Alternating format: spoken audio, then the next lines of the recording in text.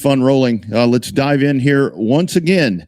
As looky there, right there. We've been talking tonight about Dolly Parton breaking the internet and so forth with everything that went on there. Unfortunately, yesterday, this young lady broke the internet too, but luckily she's still here with us.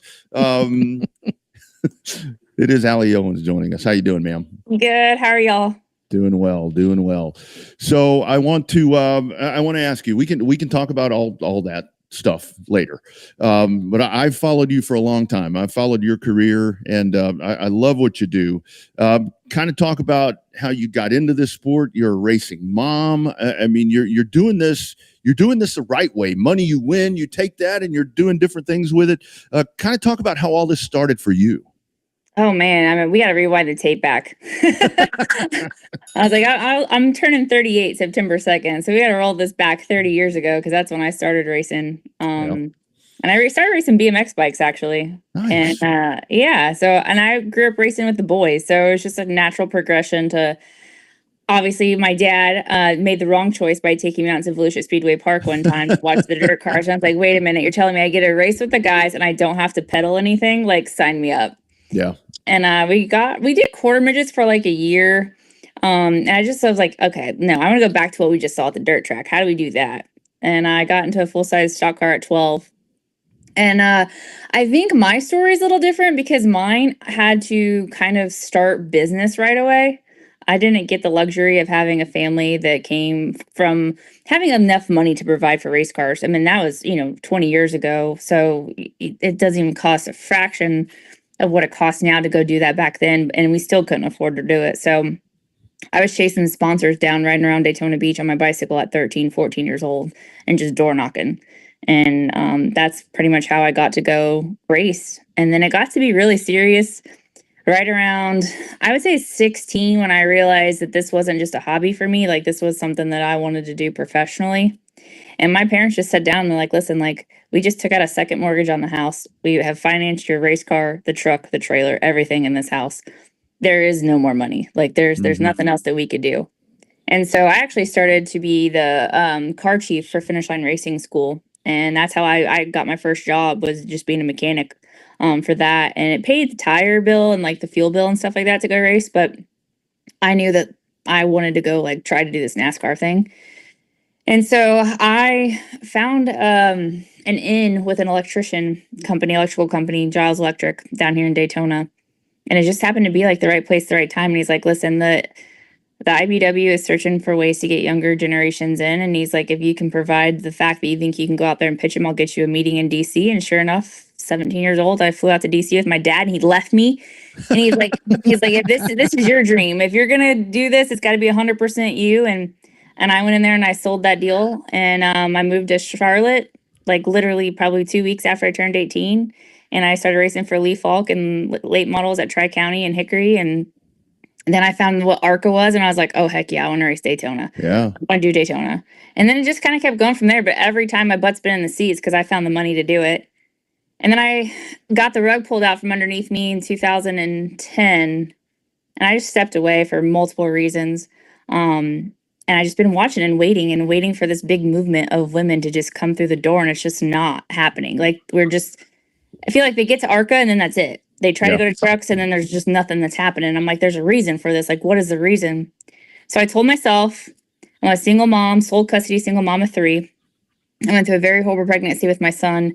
And I said, if we can survive this, I'm going to give myself 60 days. And if I can put an entire deal together for Daytona in 60 days without being in a race car in 16 years, then I'm going to give it back to the girls. I'm going to commit to trying to figure out how we break this barrier down. And that's where we are now. Oh, God, that's excellent, man.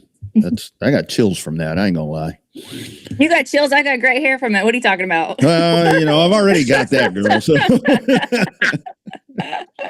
By the way, happy early birthday, Alli. Thank you. That I didn't want to forget, so I started with that. Thanks. But you talk about that disconnect, right, between like the trucks and the ARCA into that next level. It's like you've only when people think of lady racers, that's what I can sometimes call them. Yeah. Is that you think of the main two you think of nowadays, Danica Patrick, Haley Deegan, right? Yeah. That's the top two. I mean, obviously, they had the advantage that a lot of people don't have. They had money and connections, Right. at least in my opinion. You feel free to agree or disagree. you're- But you're is right on it. is that just the main disconnect? Is it all about dollars and cents, or are the sponsors not finding the right way? Because I mean, there's women are a large contingent of race fans, and they buy a lot of the products that they see on these cars at the grocery stores. So, I mean, where's that disconnect? Is it that simple, or is it more complicated than that? Is women are too good at marketing that you don't have to spend a lot of money to get a lot of attention. Yeah.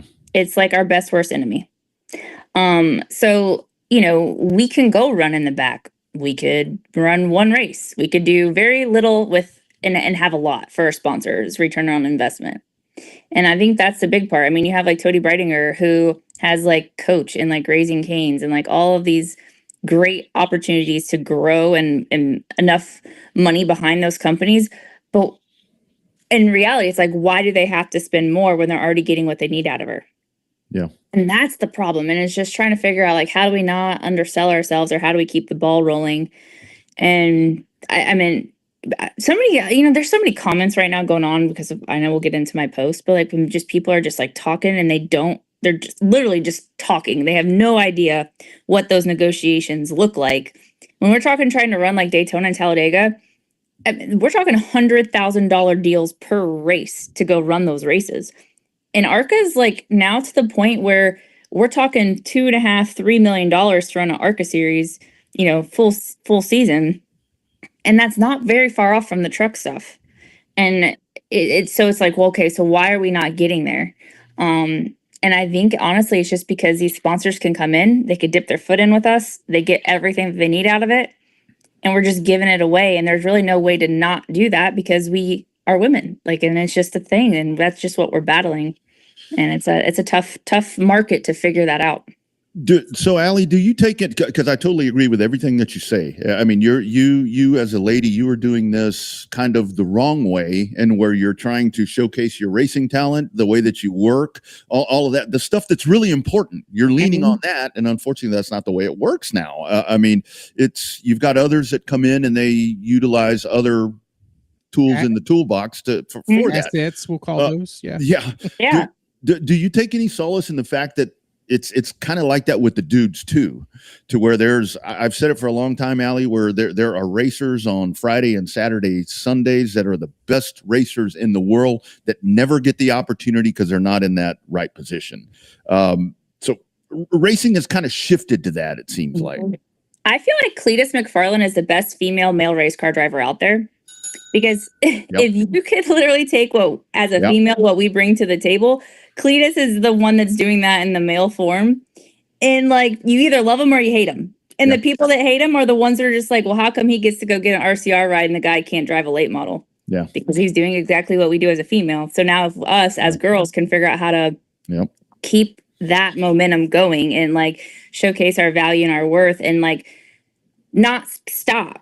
And that was my problem. I feel like back in 2009 is that I just thought it would do itself. Toyota had just come in. I was driving for a great team. I was doing all the things. And I'm like, well, there's no way this isn't just going to keep happening. And then it did. And it's just like, oh, crap. Okay, now what do I do? And I feel like when you get to the ARCA side, there's so much pressure on PR and image and constantly making sure that you're keeping the people who are involved with you happy. You're not focusing or not having the time to figure out, okay, what's my next step and how do I keep the ball rolling? And because as soon as the rug's pulled out, it's pulled out. And it's a long, hard road to get it back. See, Alli, something you said was really interesting to me, and it's the part about the closeness and yet the difference between the latter, between the money it costs to run ARCA and the money it costs to run trucks full time. And to me, and I love ARCA for the developmental side, even though that's detrimental when you have somebody like Max Reeves that's got all the money in the world and loves to beat and bang and all that. It's a whole other discussion for another show. But, to me, the haves and have-nots in ARCA are crazy because you can watch an ARCA race and in 5 laps, you got 10 cars, 2 laps down. Yeah. And it's just crazy to me. And I think that ARCA has that, what's the word? They have that stigma maybe, but the front half of the ARCA field is fantastic. Those guys and even some of the ladies that are running up there are really good at what they do. And it's like ARCA's still just that, I don't know, that 2 or 3 laps down. And it's like, okay, I just has that. It's like a big four, if you will. You got the Cup, you got the O'Reillys, you got the trucks. You really have ARCA as number 4, but it doesn't. You doesn't get that kind of recognition. Why is that nowadays? It used to be. I mean, why is it nowadays? What do you think it is? You don't have the Frank Kimmels, you don't have the Bobby Gearharts, you don't have the people that are making that series its own. It truly is a developmental series. And honestly, we were watching Flow Racing and watching the race, and I enjoyed it, but like sitting with somebody that doesn't follow ARCA, doesn't know the people, he's like, this is actually kind of boring. Like, I'd rather turn on, let's go watch Anderson Speedway and like watch the pros and the supers run. And then we flipped the channel and I'm like, okay, maybe you've got a point there. Like, so for me, if I could give any advice for anybody trying to go through the ARCA series, and let me tell you, like, I love the ARCA series. I love it because I know that I just like to race. I don't really care so much about the NASCAR title anymore, but when you're still paying, $65,000-$70,000 to go run DuQuoin and Springfield, why? Yeah. Why are we doing that? Like, you either got to figure out how to bring the cost back down. Like, when I ran, it was like $35,000 to go run that. Okay, cool. And Salem was televised. You had Speed Channel. You had all this stuff. Salem, by the way, is going to be on Fox, which is FS1, which is so cool. But you pick 4 or 5 races in ARCA, and then that's all you need to do. Like, that's all you need to do. And the ones like the Max Reeves and that can run the series, they're just running it because they can afford to run it, which is fine. And they're getting a lot of seat time. But I can tell you, coming back into the late models and like running New Smyrna and like a super and a pro late model, there's so much more driver talent that goes into those local short tracks than I was telling somebody the other day. You could put me in a car and not be in a car for 16 years and throw me at Michigan or throw me at Kansas. I know I could be right there in the top 10. These cars, going back to like a late model, I feel like a lost little duck back there. Like, holy cow, I got to relearn how to drive these cars again. It's just a different driver talent. So like, you get more out of driving these local tracks than you would ever get running a full season in ARCA. And then the big problem is when you go to the truck series, you got your top 15, just like the O'Reilly series. You got your top 15. You better have a Joe Gibbs, a Thor Sport. You better have like a top team, or you're gonna run 20th to 35th. And then what is that doing for you? You're getting no TV time, no publicity, no nothing. And that's the problem between ARCA and trucks. I have to tell you, Alli, I was in Iowa. I was at Iowa for work and got done with what I was doing. Went to watch the ARCA race, and it was scary watching some of the cars that were towards the back of the pack. They were so far off the pace, and it's like, man, the discrepancy right here between I hate to say have and have nots, but it all comes down to the dollar. It all comes down to the money and the equipment. It's such a vast difference right there, and that really does suck. because I've raced all my life. I've been in racing, but to see ARCA kind of become that, it's a little heartbreaking. It really is, because that's a great series.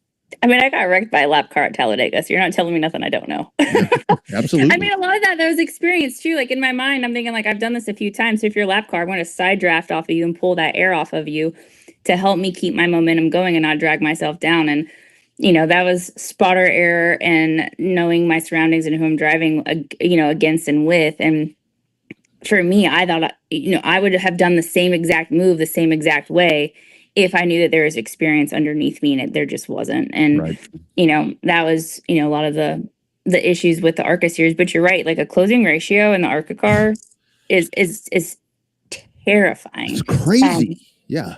It's like you're running, a bomber car with like a pro late model. Like, it's insane. But you have the people that go out there and run it. And here's the crazy thing. We were talking about this too.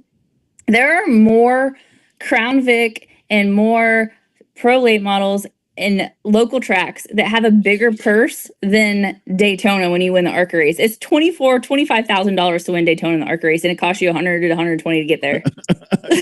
Like, what are we doing? If that doesn't say that this is just for people who need the experience to get to the next level, like, what are we really doing here? So, Alli, I don't know. We kind of missed out on you. Talk about your experience starting in your BMX when you were young. Did you have any female influences with racing? Was it like a Patty Bowies, Lynn St. James, Shauna Robinson, any of those old school? The ones that kind of broke the barrier. Janet Guthrie. Did you get inspiration from one of those, or was it just I just want to be a race car driver? I'm not worried that I'm a lady. It was different for me. I grew up literally, like, I would consider myself very blue collar, grassroots. I was telling somebody this the other day. My parents literally had to go to the high school and tell them she's pulling in the morning with a dually and a 44-foot gooseneck trailer, open up the bus loop so she could park the truck because she's got to go to work on her car after school and we need to get her out before the buses come. That's the life that I lived. And like, I literally remember being like 12 and I had just won and everybody's like, oh my gosh, this girl. And we had like News Channel 6 show up to our house and we're like underneath the carport and I got the rear end out of like my Scirocco, like changing the axle that got bent. And I'm like, what is going on? Like, this was just I wasn't exposed to it. I don't come from a racing family. I'm a first generation. Like, I didn't even know that a Lynn St. James or a Janet Guthrie existed. All I knew is this is fun. This is just like four-wheelers. This is just like dirt bikes, but I'm driving a race car against guys. And then I met with Bobby Sears and Dennis Boyd, which are some very legendary people in our area here in Florida. And I grew up learning all this stuff. Like, I literally was 16 and you could put a 350 block in front of me or a mini stock motor and I could tear it down to the bottom and build it all the way back up. And then being able to do that and changing gears and stagger and plumb bobbing and all of the things that I don't think a lot of the drivers nowadays do. There's a lot of money being spent to have people come and do the cars for them that they're losing that part of it. So when it came for like inspiration, my inspiration came from the people I saw on Saturday that like are underneath their cars and working on them. And like, I'm like, man, I want to be a Bobby Sears. I want to be a David Rogers. Like, I want to be the legends at my home track, New Smyrna. And then it took one invitation to Lynn St. James Drive Development. And it was in 2004. And I was like, whoa, there's other girls doing this? Like, you're telling me that there's people that have like raced in NASCAR? There's like a Shauna Robinson. There's an Aaron Crocker. There's like, everybody was there. Janet Guthrie was there. Lynn St. James was there. And I was in this room filled with like NASCAR officials and IndyCar and Formula One. And then all of these women, I'm like, whoa, like this is such a cool thing to be a part of. And I went to Indiana for that for probably 5 years and then did her driver development out in Phoenix. And I still am friends with so many of those girls today. And I was 14, 15 years old. So that's when I got exposed to it. It was later in my career that I found out that there's a whole big wide world of females out there. I thought I was the only one. Absolutely, and it continues to grow. I mean, it does, and hopefully that continues to be the trend. All right, Alli, the post. I saw it. I saw it right after it happened. I agree 100%. I mean, that's part of whoever that was doing that, and just the whole cohesive people of putting that on. You need to know what you're working with. So I put that on a lot of people that you didn't get that they didn't get that right. When you posted that, were you pissed? Was it more of you were just pointing that out? I post a lot of stuff sometimes where I'm kind of trying to be a smart ass. Or was it all of that you did that? And did you think that you were going to get, holy smoke, that response? I feel like I should have given it more context than what I did because it looked like I was a whiny child of like, oh my God, they called me a boy. And like when you read it, it's like, man, okay, I don't want to go back and edit my post because then it takes the integrity away of the comments and everybody's entitled to an opinion. What bothered me, if this was like at New Smyrna or at Hickory and we're doing a command and they said, gentlemen, start your engines, whatever, somebody screwed up. It's fine. Yeah. It's when you are a NASCAR sanctioned series and NASCAR lays the law down on everything that we say. I mean, let's go back to Daniel Dye making a comment over like when he was playing a video game or whatever he was doing. And then he gets suspended indefinitely and like has to go through like, sensitivity training and like all this stuff. Or like when Bubba Wallace had the thing in the garage with like what looked like a noose and it wasn't. And like everybody has to go through sensitivity training. It's like, that's not what I was saying. I wasn't saying like, oh my gosh, they were not inclusive. And I feel like I got a lot of hate from that angle of like, it's not that big. The words itself, not that big. But when you are on a stage like that, and we are spending millions of dollars as females to be there, you have to know the room. You have to know who's on the track because I can tell you right now, America is like a milked cow. Everybody that's in racing is contacting the same companies over and over and over and over again. So there are a lot of us that are searching international now for companies. Shoot, half the makeup companies, fashion companies, all this stuff, they're not American based. They're European based, they're Asian based, whatever the situation may be. So when you go to a different culture that doesn't follow racing, and you come in here and you're talking about how NASCAR has this diversity program, how there's a big movement for women in racing, and there's all these things, and then you have someone like literally not even acknowledge that there's women in the field, it takes us back so far in conversation to justify that you're spending money in a sport that is identifying for your cause. And a lot of people don't know where corporate America is right now. And I do, because I spent over $4,000 this year to attend meetings to listen to other industries like the WNBA, like volleyball and soccer and like flag football and all these things that are popping off, which people need to realize. Ally Financial, who sponsors the 48 car, was the biggest speaker on how the women's sports is the best thing that they've ever done. And that's where most of their marketing dollars in the future will be spent. So when you're seeing somebody that's like, dang, they're spending a lot of money in NASCAR. And I walked right up to that lady and I said, hi, I'm Allie. I'm actually the only race car driver here. I loved what you said because I'm trying to work on things in NASCAR. She goes, NASCAR? Huh, good luck. And I'm like, that's Ally. And then you have Geico that has pulled out of a lot of their sponsorships with NASCAR. And they're there introducing that they're sponsoring a brand new WNBA team in Dallas. Yep. So like people can sit there and say what they want to say about my post and that I'm whiny and I'm a left and I'm a feminist and all this stuff. No, I'm talking about the one thing that's preventing us from being in the sport is money. And when you can't get it right and we're pushing that this is a women's movement and all the women's sports that are blowing off, that motorsports is included, that's what I was upset about. I was just like, man, like, ugh. And then as drivers, we are held accountable for everything that comes out of our mouth. The good, the bad, the ugly. And it's just like, okay, can somebody please acknowledge that was a slip up and then correct it so that the whole public eye knows like, hey, we want to make sure that we have room awareness. That was what my post was about. But if you could see, it went on a completely different tangent. I did not know that my account could be monetized. My sponsor is Waldo Sports Pub and Billiards. He's like, Allie, do you know you could like make money because you have enough followers and like you have enough? I'm like, I can make money off of Facebook. I was like, I had no idea. I don't even have a TikTok. So who the heck knew that? So I literally clicked monetize and I'm like, oh, I made some money off of this post. So all the haters, thank you so much for all of your comments and thinking I'm some crazy lunatune, because now I'm going to be able to put gas in like 4 girls' cars this weekend off of that post. And I'm like, okay, that's a pretty cool thing. So thank you. I appreciate the hate. It worked. It's now feeding the cause. Love it. Yeah. So tell us about life in Florida down there in New Smyrna. We love Rusty Marcus. He is a cool dude. He's a cool cat. I've known Rusty for 15 years when he used to do the legend cars here in Fort Worth. Okay. And he's rocking and rolling down there in New Smyrna. Talk about life at New Smyrna nowadays, the modern day. It's more than just the World Series of asphalt. They got all kind of stuff happening. Oh my gosh. It's so cool to watch just because I grew up here. Like my house is probably like maybe 15 minutes from the track. And to be truthful, I honestly haven't been out there in probably 16 years.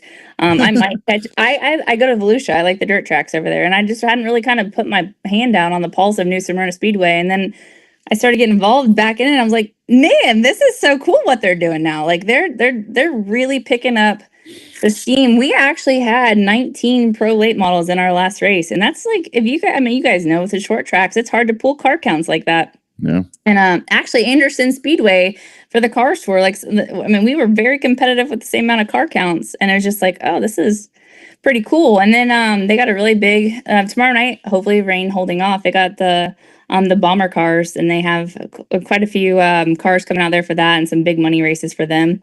And then they just announced today at 4:00 that Cletus McFarland is confirmed to run the Governor's Cup. So as soon as that was announced, I was like, how do I top Cletus McFarland? So there's going to be some news coming out here shortly of some ideas and some things I put together today. This is what happens when your mom and the kids are gone and then you drink coffee and you're like, well, the coffee didn't really do anything. Let me get an energy drink. And then you're like, woo, now we're wired. Now the brain cells are firing off, and what chaos can I cause today? So I think I put some pieces of the puzzle together that a lot of people are going to be like, oh, that's cool. So just wait. There's some big news coming. Hey, if you need a place to break it, let us know, because we can do it right here. I do want to ask you one more thing back to the post. So, so where you're talking about and it was kind of what I was alluding to about knowing your audience, whether you're the one giving the command or the one putting on the damn show. Of all series, the likelihood of a lady being in an ARCA race is probably pretty great, right? I don't know if anybody's paid attention. We have girls that are literally running in the top 5 all the time, every race, and not just one, all the time. All the time. It's the coolest thing I've ever seen, because I do remember it was me, Gabby DiCarlo, Danica came in for a little bit there, Aaron Crocker came in for a little bit there, but there was never like a field of women. Like they are, and they're kicking butt. Like somebody's gonna win. Somebody is gonna win, and it's gonna be this year. Whether I'm in the Pinnacle cars. It used to be Venturini. You couldn't beat a Venturini car. You know, now they're Nitro Motorsports, and you see a lot of these girls that are just kicking butt in the Pinnacle cars. And I'm like, somebody's going to pull it off. And I wish my best friend was watching me watch that race, and I had the kids in the car or in the pool, and I'm sitting there watching the race, and I'm just like, go, go, go. And it scared all of the kids, all 6 of them in the pool. And they're like, what's going on? So then they started watching the race. They're like, who are we cheering for? I'm like, the purple 77. I was like, go. So yeah, I'm the biggest fan of these girls, and I'm ready for someone to do it. But you're right. Back to the post. You have the most female car count and the closest competitive. We're not talking like these girls are showing up and running in the back. Yeah. They are earning their spot to be there. Recognize the fact that it's a hard road to get to. And we are now in the top 5. We're consistent. This should not be a debate. We should not forget that there's females in the field. Yeah. There's my pedestal soapbox. Hey, I love it. So I have to ask you. So you, last one for me. You were on the track this weekend. It looks like. So kind of talk to us about that. I guess you're racing Saturday, right? Is that when that is? Yeah. So we've been running the Pro 8 model at New Smyrna Speedway, and then this weather has been killing us to run supers at Showtime. But we are actually talking about venturing out and running like Cordell in Georgia and running Mobile. And nice. I just really love that it's pushing me to be a better driver, because I do feel like getting in the ARCA car, and they're easier to drive. They're not that difficult once you've been in it. Now, I can say for somebody new, you're probably like, well, what the heck is this? But for somebody like I that's the majority of my career is an ARCA car.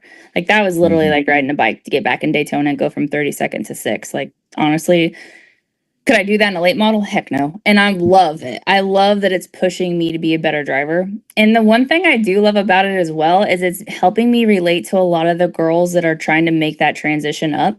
And how can I, because it's a battle. Daytona, my ROI, return on investment for my sponsors, is greater than half of the Cup cars. Just because it just is. And so like when you're talking about the local stuff, a lot of drivers need help learning, how do I maximize sponsorship dollars in these series when I don't have the exposure like an ARCA car at Daytona. So I've learned a lot to give back, to say, okay, this is what I'm doing. This is how I'm doing it. And it's working. And I think 2027, you guys are going to be pretty surprised to see how many girls I actually have running underneath me in their own stuff, but coming through sponsorship programs that I created. And that's kind of my goal for 27, is to have a well-oiled machine that has been failed by the people who claim to have diversity programs. Boom. Love this. I do want to tell you, I think it's such a true, your character and the genuineness of you, like you're talking about the money from the post and the monetizing all that, where you're pushing that out, and that's going to go to help other folks. And I've seen that you do this all the time. I mean, it's like, I mean, you're not sitting on TRD money or Hendrick money or all this big pot of gold. And yet what you have, I mean, kind of in true Dolly Parton fashion, like we were joking about earlier, you're like pushing that out to help. That's really so cool to see these days. The one thing I have always said, and I'll stand by it, and it has nothing to do with her as a person, Danica had the perfect opportunity to change the game for us, and she didn't. Mm-hmm. And I don't mean that with any disrespect, because it wasn't her prerogative. She wanted to go out there and do exactly what she did. She created a career for herself. She created a life for herself. She did what she wanted to do. She walked away, and she's living a fantastic life and has a great career to look back on. My heart's in a different place. I just love racing. Shoot, I could go run a side-by-side and on like a crazy dirt track and be completely fine. Yeah. My goal is legacy, and I'm raising daughters, and I've raised daughters on my own, and my daughters play competitive sports, and they automatically have their arms, wrapped around each other because it's a girl sport. We don't have that in racing. And so, yeah, you're right. Like when I ran Talladega and got crashed out early, I had a whole set of tires, and thank goodness that they, refunded the money, and I took that money and I bought tires for however many girls I bought tires for. And, now this fuel thing, and I already have over $200 donated from people who just were like, hey, that's cool. Let me give you money. And it just keeps the wheels going. And again, like I said, the Governor's Cup, there's some pretty exciting things there that I put together today. So just don't be surprised if I have a teammate. That there's a lot of things I'm really trying to pay it forward, if you will. I'm 38. There's only a few more years left in this old girl. Let me just tell you, my muscles in the gym are like, heck no, girl. What are we doing? Now. No. We are a fan, and we need to be in the grandstands with a beer cheering on somebody else. No. I do have some life left in me. I do want to go out there and run. But I'm really doing it because at the end of the day, if somebody say, okay, my trajectory in this sport changed because of what Alli Owens did, then it made all of the bad stuff I've gone through 100% worth it. Excellent. Yeah. Man, great stuff. And look, I'm in my, we'll say early 50s, and my fat ass early. My fat ass just climbed into a dirt pure stock this past weekend and raced. So it never stops. It absolutely. You know what? And that you're probably right, because I think at any point in time, if somebody asks me to hop in something, I'm just gonna do it. Yeah. And because it's a disease, it really is. And I told myself for 16 years I was cured. There is no cure for this stuff. Don't even go to the track. Don't smell race fuel. I know. Stay away. Stay away. Yeah, absolutely. Alli, this has been great. I'll say congratulations on the post, because I think it needed to be heard. And I think it's kind of one of those things where it unifies and it reminds people of it's a different day and time. Look, I mean, it really is. It's a different world. Looking forward. I'll say on that post, and here's the last thing that I'll say about it. Yeah.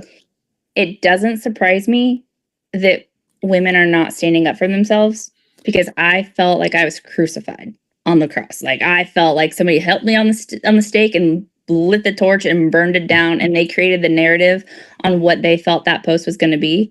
And if that's what like Natalie Decker goes through and what Taylor Reimer went through when she posted the thing about Natalie, and like, when we're trying to stand up for ourselves and how we feel about this sport, it's either like, do I post this and potentially ruin my career, or do I post it and stand for women? And God love them. If anybody's got something to say, tell me, because I will say it.